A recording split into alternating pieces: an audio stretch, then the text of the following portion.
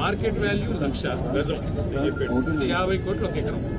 అంటే దగ్గర ఇప్పుడు చూస్తే మొత్తం 50,000 కోట్ల ఆస్తి. 50,000 కోట్ల ఆస్తి.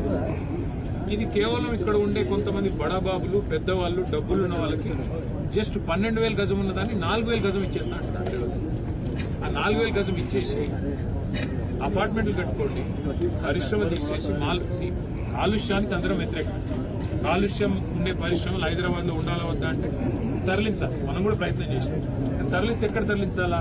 మనం ఫార్మాసిటీ అని పెట్టాం. ఫార్మాసిటీ అంటే ఇక్కడ పరిశ్రమను అక్కడ తీసుకెళ్లాలి. ఇప్పుడు మీరు అందరూ ఉన్నారు, మీకు పిల్లలు ఉంటారు, స్కూల్స్ ఉంటాయి, అట్లాగే మీకు కావాల్సిన ఇక్కడ చిన్న చిన్న వ్యాపారాలు అవన్నింటినీ కూడా అక్కడ ఏర్పాటు చేసి తరలిస్తే పోతుంది, లేదా పోదు. కాబట్టి తరలించాలంటే కూడా మొత్తం వ్యవస్థ ఏర్పాటు చేయాలి. ఈయనేం చేస్తున్నాడు? ₹1,00,000 గజం ఉన్న దాన్ని కొంతమంది బడా సీట్లు 4,000 గజాలు. వాళ్ళు ఏం చేస్తారు? వీళ్ళ అన్నదమ్ములకు, వీళ్ళ ఇక్కడ కాంగ్రెస్ లీడర్లకు బ్యాక్ ఎండ్ లో ఒప్పందాలు చేసి ఒక 10 తరాల సరిపడా ఆస్తిని కూడబెట్టుకునే ప్రయత్నంలో ఉన్నారు. హైదరాబాద్ లో మీకు గుర్తున్నప్పుడు ఒక పార్క్ కడదామంటే జాగలేదు. అన్న చెప్తున్నాడు ఇందిరమ్మ ఇల్లు ఇవ్వచ్చు కదా, మరి మీకు ఇందిరమ్మ ఇల్లు కడతా అన్నాడు. మరి ఇందిరమ్మ ఇల్లు ఇందులో సగం తీసుకొని కట్ట ఎవడొద్దనండి. ఇందిరమ్మ ఇళ్ళకి జాగలేదు. రోడ్డు వైడనింగ్ చేద్దామంటే జాగలేదు. పార్కింగ్ కి జాగలేదు.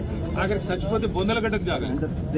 ఇవన్నీ ఇట్లా పెట్టుకొని అపార్ట్మెంట్లు, మాల్స్ ఇష్టం ఉన్నట్టు కట్టుకొని నేను పర్మిషన్ ఇస్తాను. కరెక్ట్.